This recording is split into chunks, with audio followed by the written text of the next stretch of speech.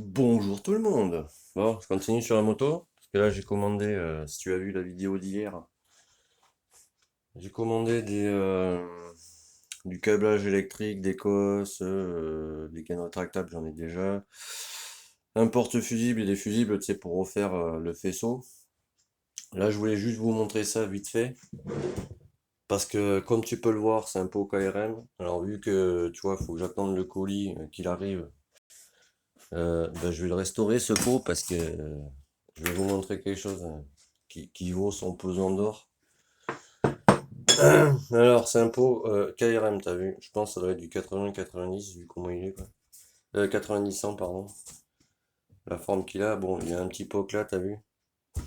Et là, je suis en train d'enlever toute la rouille, tu vois, pour qu'il soit un peu plus joli, tu vois, que je m'occupe en attendant que les pièces arrivent, tu vois. Donc là, je vais y aller au 120, tu vois.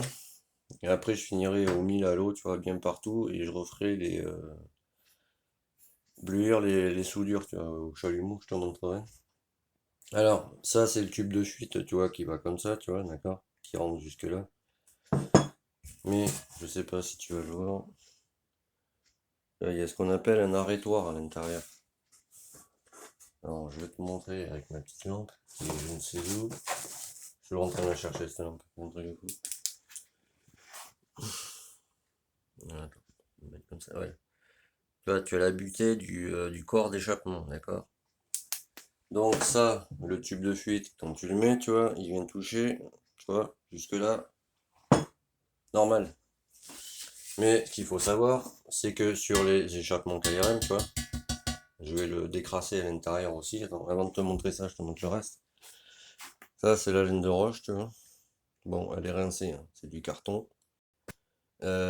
Ça, c'est le tube qui était à l'intérieur, tu vois. Mais je pense, ouais, c'est même sûr. Tu vois, ils l'ont dessoudé parce que quand tu secoues la cartouche, bah, lui, il bouge à l'intérieur, tu vois. Donc ça servait à rien de le dessouder, tu vois. Parce que, en l'occurrence, ça c'est la bride, on s'en fout. Enfin, c'est le raccord.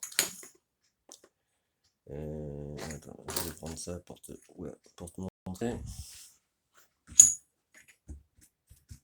Ça vient comme ça, tu vois, c'est la sortie, quoi. C'est dans le sens, vraiment. Ça, c'est au début, tu vois, c'est pris sur la cartouche, tu vois. Là, tu as des petits traits, là, à l'intérieur. Et ça, c'est soudé comme ça, normalement. Bon, alors, j'ai pas de TIG, tu vois, parce que vu que c'est de l'alu, bah, ben là, faut du TIG, tu vois, pour le souder là-dessus, tu vois. J'en ai pas, donc je vais voir comment je peux me dépatouiller pour faire ça, déjà. Bon, ça, tu me diras, c'est un détail, tu vois, la laine de roche, ça vaut que dalle.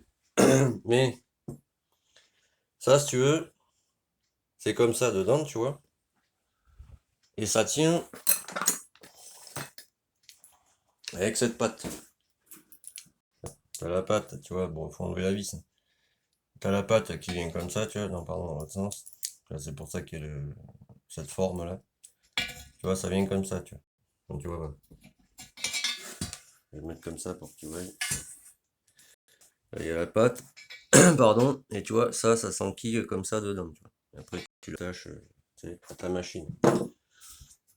Mais, chose que personne ne sait, apparemment, vu ce que je viens de trouver, ça, tu vois, cette charmante entretoise, tu vois, qui est toute petite.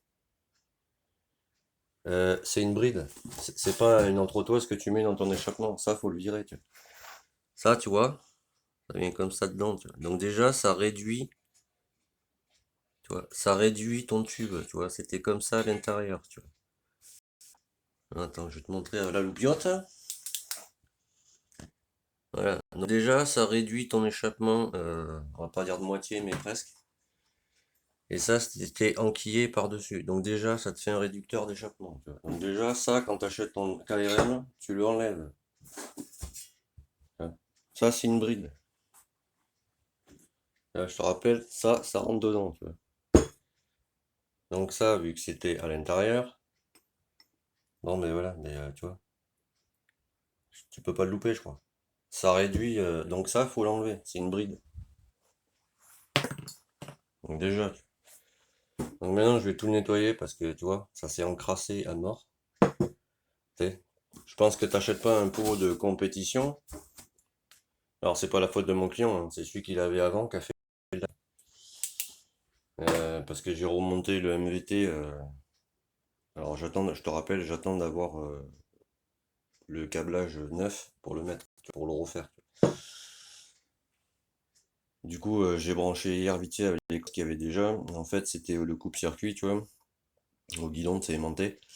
Les cosses, vu qu'elles ont été mal faites, tu vois, les fils bougeaient. Donc du coup, tu avais une étincelle sur deux. Là, c'est bon, j'ai de l'étincelle. Donc du coup, cet après-midi, je referai une vidéo comment brancher son allumage MVTDD avec le diagramme et tout le bordel.